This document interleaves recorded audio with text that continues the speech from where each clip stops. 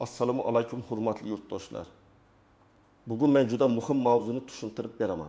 2026 yilda pensiya bekor qilinadimi? Pensionerlarning pullari to'xtatiladimi? Xalqaro valyuta fondi. Ya'ni XWF O'zbekistondan subsidiyalarni qisqartirishni so'ragan nimani anglatadi? Bu xabar ayniqsa pensionerlar, pensiya yoshiga yaqinlashayotganlar, nogironlik pensiyasi oluvchilar, bo'g'uvchisini yo'qotgan oilalar va kam ta'minlangan xonadonlar uchun juda muhim. Men darhol aytaman, internetda tarqalayotgan 2026 yilda pensiya bekor qilinadi degan vahimali gaplarni ko'rsangiz, darrov ishonib qolmang. Lekin bu mavzuni beparvo ham qoldirmang. Chunki pensiya tizimida o'zgarishlar bo'lishi mumkin. Ayrim to'lovlar tartibi, imtiyozlar, subsidiyalar, yordam pullari hisoblash usullari qayta ko'rib chiqilishi ehtimoli bor. Shuning uchun bugungi videoni oxirigacha ko'ring. Hozirning o'zida kanalga obuna bo'ling, like bosing. Chunki men bunday murakkab mavzularni oddiy tilda vahimasiz, lekin aniq qilib tushuntirib boraman. Avvalo, men pensiya nima hisobidan to'lanishini tushuntirib beraman. O'zbekistonda pensiya tizimi asosan pensiya jamg'armasi orqali yuritiladi. Ishlayotgan fuqarolar, korxonalar, tashkilotlar, yakka tartibdagi tadbirkorlar to'laydigan soliqlar va ijtimoiy ajratmalar orqali davlat keksalariga, nogironligi bo'lgan shaxslarga, o'quvchisini yo'qotganlarga pensiya va nafaqalar to'laydi. Ya'ni bugun ishlayotgan avlodning to'lovlari bugungi pensionerlarning daromadiga xizmat qiladi. Oldin odamlar orasida oddiy tushuncha bor edi. Ish tajim bo'lsa, yoshim yetsa pensiyamni olaman. Bu tamoyil hozir ham saqlanib turibdi. Qonuniy pensiya huquqi yo'qolib qolmaydi. Lekin muammo shundaki, aholining yoshi o'smoqda, pensionerlar soni ko'paymoqda, ayrim sohalarda rasmiy ishlash kam. Ko'pchilik oylikni konvertda oladi yoki umuman mehnat staji rasmiy ko'rinmaydi. Natijada pensiya jamg'armasiga tushadigan mablag' bilan to'lanadigan pensiyalar o'rtasida bosim kuchayadi. Mana shu joyda XWF masalasi chiqadi. Xalqaro valyuta fondi odatda davlatlarga iqtisodiy tavsiyalar beradi. Byudjet xarajatlarini nazorat qilish, subsidiya va imtiyozlarni manzilli qilish, energiya narxlarini bosqichma-bosqich bozorga yaqinlashtirish, ijtimoiy yordamni haqiqatan muhtojlarga yetkazish. XWF pensionerlarning pensiyasini bekor qiling deb buyruq bera olmaydi. U O'zbekiston qonunlarini ham yozib bermaydi. Lekin u davlat xarajatlari barqaror bo'lishi kerak. Ortiqcha subsidiya tizimi kamayishi kerak, yordam manzilli bo'lishi kerak deb tavsiya beradi. Shu yerda odamlar adashtiradigan katta farq bor. Pensiya boshqa, subsidiya boshqa. Pensiya bu insonning yoshi ish staji, badallari yoki qonunda belgilangan holatlari asosida beriladigan muntazam to'lov. Subsidiya esa ko'pincha gaz, elektr, kommunal xizmatlar, ayrim mahsulotlar yoki kam ta'minlangan oilalarni qo'llab-quvvatlash uchun davlat tomonidan beriladigan qo'shimcha yordamdir. Agar subsidiya tizimi o'zgarsa, bu avtomatik ravishda pensiya bekor bo'ladi degani emas. Asosiy qism B. Nimalarni bilish kerak? Kim xavotir olish kerak? Kim xavotir olmasligi kerak? Men birinchi navbatda hozir pensiya olayotgan otaxon va onaxonlarga murojaat qilaman. Agar siz qonuniy tarzda yoshga doir pensiya olayotgan bo'lsangiz, pensiyangiz bir kunda bekor qilinadi degan gapga ishonmang. Davlat pensiyasi qonun bilan kafolatlangan ijtimoiy to'lov hisoblanadi. Uni bekor qilish uchun oddiy bayonot yoki xalqaro tashkilot tavsiyasi yetarli emas. Buning uchun qonun o'zgarishi, parlament muhokamasi, rasmiy hujjatlar bo'lishi kerak.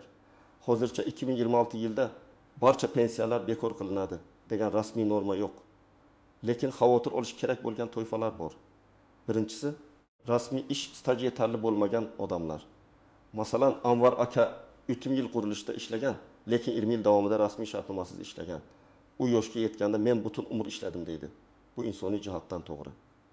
Ammo hujjatda faqat 8 yil staj ko'rinsa, pensiya hisoblashda muammo chiqadi.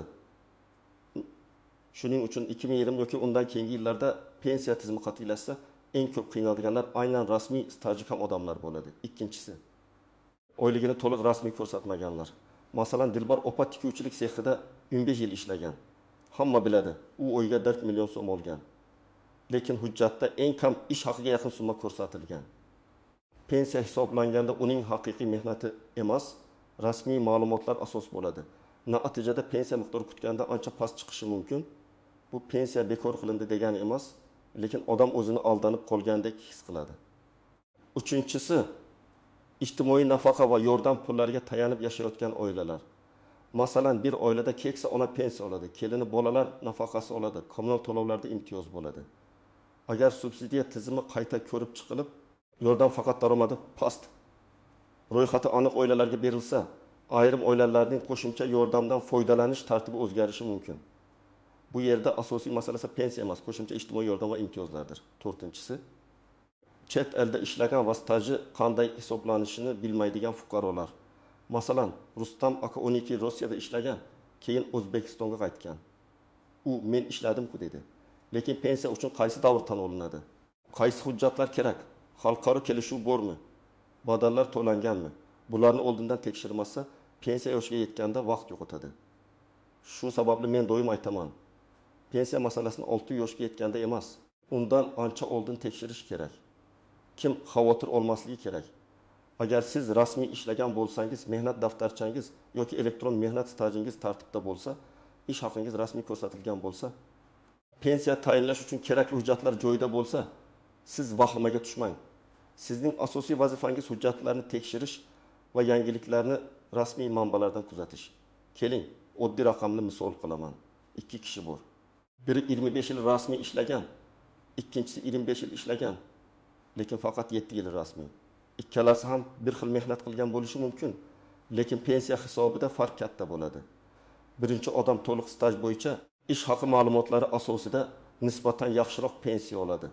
Ikkinchi odam esa minimal darajaga yaqin to'lov olishi yoki ayrim davrlarni isbotlash uchun sud arxiv ish beruvchi guvohlar bilan ovora bo'lishi mumkin. Mana shu narsa bugungi mavzuning eng og'riqli joyi. Yana bir misol. Malika opa bozorda savdo qilgan. U har kuni ertalabdan kechgacha ishlagan. Lekin uzoq yillar davomida o'zini rasmiy tadbirkor sifatida ro'yxatdan o'tkazmagan yoki to'lovlarni vaqtida qilmagan. Pensiya yoshiga yaqinlashganda u men 30 yil bozorda ishladim deydi. Amalda esa tizimda badal va staj ko'rinmasligi mumkin. Agar davlat kelajakda ijtimoiy to'lovlarni yanada aniq hisoblay boshlasa, bunday holatlar ko'p tortishuv keltirib chiqaradi. Endi men ko'pchilik bilmaydigan nozik jihatlarni tushuntiraman. Birinchi nozik jihat, pensiya va nafaqa bir xil narsa emas. Yoshga doir pensiya, nogironlik pensiyasi, o'quvchisini yo'qotganlik pensiyasi bor. Bundan tashqari, staji yetmagan, lekin muhtoj bo'lganlarga beriladigan ijtimoiy nafaqalar ham bor. Agar islohotlar bo'lsa, har bir toifa bo'yicha tartib turlicha o'zgarishi mumkin. Shuning uchun hammasi bekor bo'ladi yoki hech narsa o'zgarmaydi deyish noto'g'ri. Ikkinchi nozik jihat, subsidiya qisqarishi pensionerning real xarajatiga ta'sir qilishi mumkin. Masalan, pensiya o'z joyida qoladi, hatto ozgina oshadi. Lekin elektr, gaz, issiqlik yoki dori-darmon xarajatlari oshsa, pensionerning qo'lida qoladigan pul kamayadi. Odam buni pensiyam kamaydi deb his qiladi. Aslida pensiya summasi kamaymagan bo'lishi mumkin. Lekin yashash xarajatlari oshgani uchun real daromad pasayadi. Shuning uchun eksperт tavsiyalari atrofidagi asosiy xavotir ham mana shu subsidiya kamayganda narxlar bosqichma-bosqich o'zgarishi mumkin. Uchinchi nozik jihat. Manzilli yordam degani hamma ham yordam oladi degani emas. Davlat endi yordam faqat haqiqatan muhtojlarga beriladi. Desa oilaning daromadi, mol-mulki, yashash sharoiti, ro'yxatdagi a'zolari, bankdagi ma'lumotlari, rasmiy daromadlari tekshiriladi. Masalan, bir pensioner yolg'iz yashaydi. Daromadi faqat pensiya, u yordamga haqli bo'lishi mumkin. Boshqa bir pensioner farzandlari bilan yashaydi. Uyda bir nechta ishlovchi bor, avtomobil bor. Rasmiy daromadlar yuqori. Bunday oilada ayrim subsidiyalar yoki yordam pullari berilmasligi mumkin. Bu adolatli yoki adolatsizligi alohida mavzu, lekin tizim shunday yo'nalishga ketishi mumkin. 4-nozik jihat. Ayrim odamlar hujjatdagi xatolar tufayli zarar ko'radi. Ism familiyada bitta harf xato yozilgan, tug'ilgan sana noto'g'ri, mehnat daftarchasida muhr o'qilmaydi. Ish joyi tugatilgan, arxida ma'lumot yo'q. Bunday holatlar pensiya tayinlashni cho'zadi. Men amaliyotda ko'p ko'rganman. Odam haqli, lekin hujjat tartibsiz bo'lgani uchun oylar davomida idorama-idora yuradi. Shuning uchun hozir tekshirish kerak. 5-nozik jihat. Ishlayotgan pensionerlar masalasi. Ba'zi odamlar pensiya yoshida ham ishlashda davom etadi. Agar kelajakda pensiya tizimi xarajatlarini kamaytirish maqsadida qayta ko'rib chiqilsa, ishlayotgan pensionerlar bo'yicha ayrim tartiblar muhokamaga chiqishi mumkin. Indeksatsiya qanday bo'ladi? Qo'shimcha to'lovlar qanday hisoblanadi? Ish haqi va pensiya birga olinadimi? Hozir olib qo'yiladi deb aytish noto'g'ri. Lekin bunday toifa doim islohotlarda alohida ko'riladi. Oltinchi nozik jihat. Pensiya yoshining o'sishi haqidagi gaplar. Har safar pensiya tizimi muhokama qilinsa, odamlar endi yosh oshiriladi deb qo'rqadi.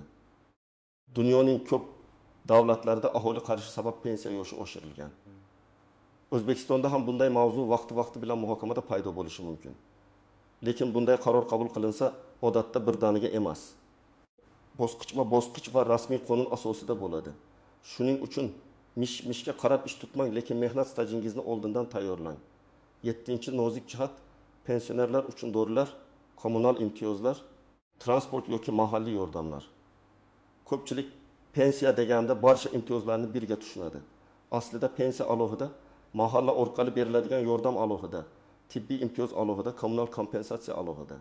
2026 yilda yoki undan oldin keyin islohot bo'lsa, aynan shu qo'shimcha yordamlar qayta ko'rib chiqilishi mumkin. Natijada odam davlat yordamni qisqartirdi deb his qiladi, lekin pensiya to'lovining o'zi davom etadi. Endi eng muhim qism, nima qilish kerak? Men sizga aniq qadamlarni aytaman. Birinchi qadam, o'z mehnat stajingizni tekshiring. Agar siz pensiya yoshiga yaqin bo'lsangiz, albatta banklik yoki pensiya bilan shug'ullanuvchi vakolatli organlar, davlat xizmatlari markazi, yagona interaktiv davlat xizmatlari portali yoki mahalladagi mas'ullar orqali ma'lumotlaringizni tekshiring. Elektron mehnat daftarchangizda qaysi yillar ko'rinadi, qaysi ish joylari tushgan, qaysi davrlar yo'q, buni aniqlang. Hali vaqt bor deb yurish eng katta xato. Ikkinchi qadam, hujjatlaringizni yig'ing. Sizda pasport yoki ID karta, mehnat daftarchasi, diplom, harbiy xizmat bo'yicha hujjat, bolani parvarish qilgan davrlar bo'yicha hujjatlar, ish haqi to'g'risidagi ma'lumotnomalar, nikoh yoki familiya o'zgargan bo'lsa tasdiqlovchi hujjatlar. Nogironlik bo'yicha tibbiy hujjatlar bo'lishi kerak. Agar ish joyingiz yopilib ketgan bo'lsa, arxidan ma'lumot oling. Buni pensiya yoshiga bir oy qolganda emas, kamida 1 yil oldin boshlang. Uchinchi qadam, ish beruvchingizdan rasmiylikni talab qiling. Agar siz hozir ishlayotgan bo'lsangiz, oylikni qo'lga bersa bo'ldi demang. Bugun qo'lga olgan pulingiz yaxshi ko'rinadi, lekin ertaga pensiyada zarar ko'rasiz. Shartnoma bormi? Ish haqi to'liq ko'rsatilganmi? Soliq va ajratmalar ketyaptimi? Elektron tizimda staj chiqyaptimi? Tekshiring. Ayniqsa yoshlar buni eshitib qo'ysin, ota-onangizning muammosini takrorlamaslik uchun rasmiy ishlang. 4-qadam. Subsidiyalar bo'yicha oilangiz holatini tartibga keltiring.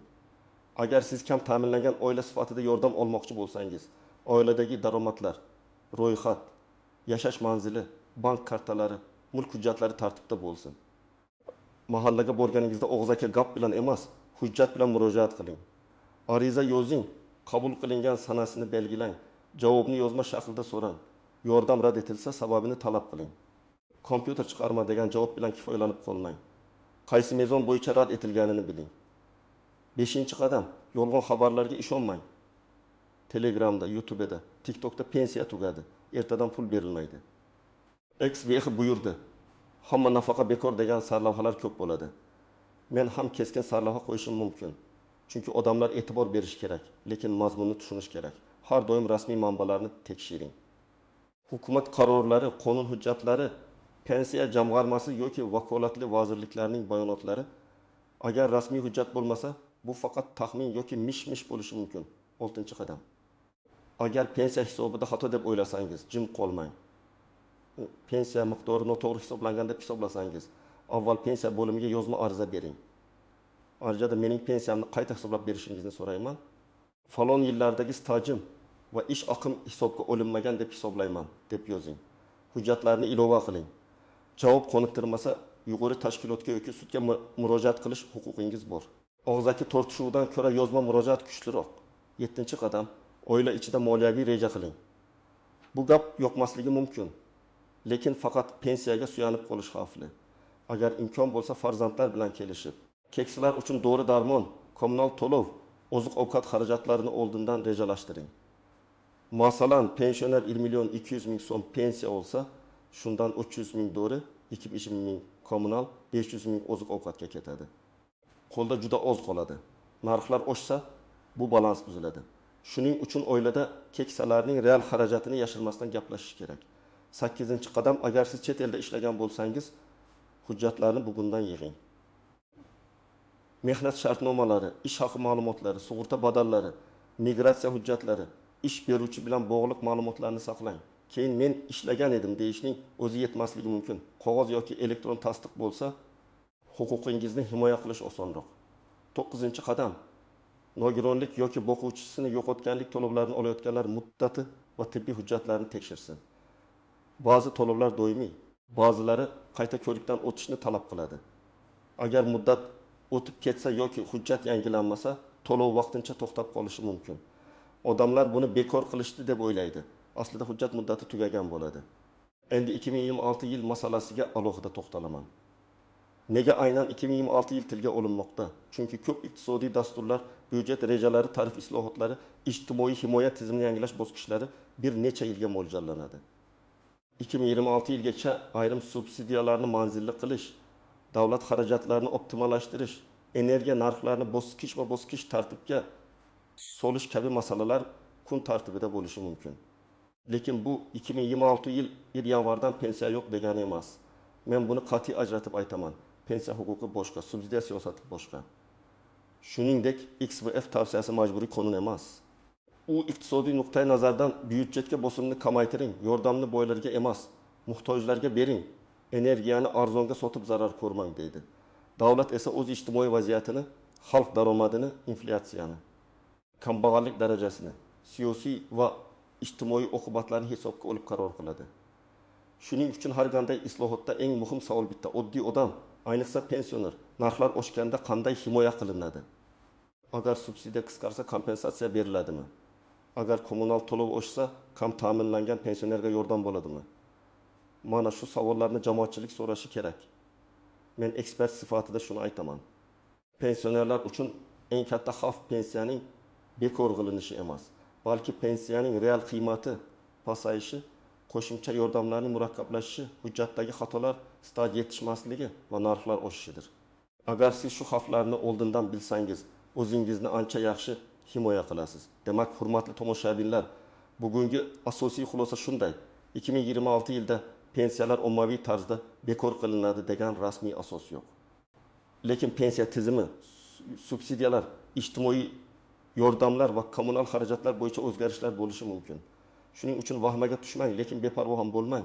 Hujjatlaringizni tekshiring, stajingizni aniqlang, rasmiy ishlang, subsidiya va nafaqa bo'yicha arizalarni yozma topshiring. Mish-mishlardan ko'ra rasmiy manbalarga ishoning. Agar siz pensioner bo'lsangiz yoki ota-onangiz pensiya olayotgan bo'lsa, bu videodagi maslahatlarni ularga albatta yetkazing. Kommentariyada yozing. Sizningcha subsidiyalar qisqartirilsa pensionerlar qanday himoya qilinishi kerak? Sizning pensiya hisobingizda muammo bo'lganmi? Qaysi hujjatni topishda qiynalgansiz? Video foydali bo'lgan bo'lsa, like bosing, kanalga obuna bo'ling va yaqinlaringizga yuboring. Chunki bunday mavzularda bir kishi bilsa, bitta oila himoyalanadi. Ko'pchilik bilsa, jamiyat aldanmaydi.